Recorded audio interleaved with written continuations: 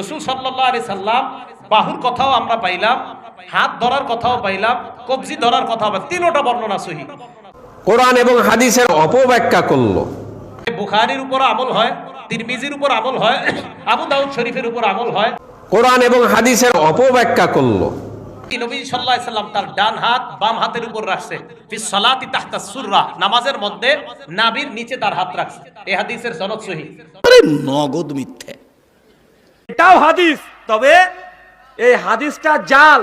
ইব্রাহিম নাখাই রাহমাতুল্লাহি আলাইহি তিনি ওয়াদা ইয়াদাহুল ইউমনা আলাল ইউসরা তাহতা সুররাতি ফিস সালাত, উনি ওনার ডান হাতকে বাম হাতের উপর রাখতেন নাভির নিচে। এটাও হাদিস, তবে এই হাদিসটা জাল। আল্লাহর কাছাকাছি সবচেয়ে বেশি পৌঁছার, বিনয়ী হওয়া, আল্লাহর সামনে নিজের বিনীতভাবে উপস্থাপন করার সবচেয়ে সেরা উপায় নাভির নিচে হাত বাঁধা বলেই আমার কাছে মনে হয়। এত মিথ্যা কথা কি করে বলছেন? এর উত্তর হচ্ছে যে হাত উঠিয়ে ডান হাতকে বাম হাতের কবজির উপরে রাখতে হবে। অবশ্য বাহুর উপরে বাহু রাখা যায় সহিহ হাদিস, কিন্তু কবজির উপরে কবজি রাখারও একাধিক সহিহ হাদিস। এরপরে হাত দুটি বুকের উপরে রাখতে হবে। নাভির নিচে হাত বাঁধার 4টি হাদিস আছে, একটিও সহিহ নয়। এই জন্য আমরা এখানে আপনাদের কাছে একটা জোরালো অনুরোধ রাখবো, যেটা সহিহ সেটাই পালন করার চেষ্টা করি।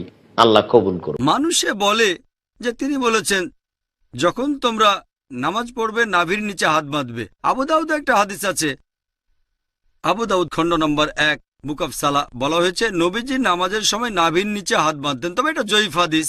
ঠিক এর পরের হাদিসটাই বলছে, যেটা সহিহ হাদিস, যে নবীজি হাত বাঁধতেন নাভির উপরে। আরো সহিহ হাদিস আছে সহিহ ইবনে খুজাইমা, যেটা বলছে নবীজি হাত বাঁধতেন বুকের উপরে। সহিহ হাদিস যখন বলছে নবীজি বুকের উপর হাত বাঁধতেন, নাভির নিচের হাদিসটা জয়ীফ। তাহলে নামাজ পড়ার সঠিক নিয়ম বুকের উপর হাত বাঁধা।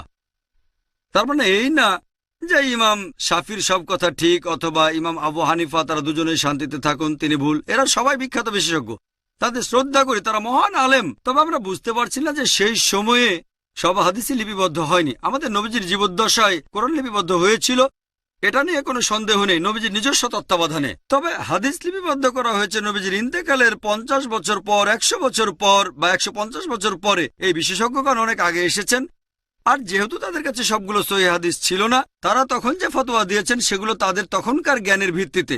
আমি বলবো না ইমাম আবু হানিফা রাদিয়াল্লাহু আনহু ভুল করেছেন, আমি বলবো এই সহিহ হাদিসটা ওনার কাছে পৌঁছায়নি। হতে পারে যে জয়ীফ হাদিসটা তার কাছে পৌঁছেছিল, আর সেজন্য তিনি বলেছেন হাত বাঁধবে নাভির নিচে।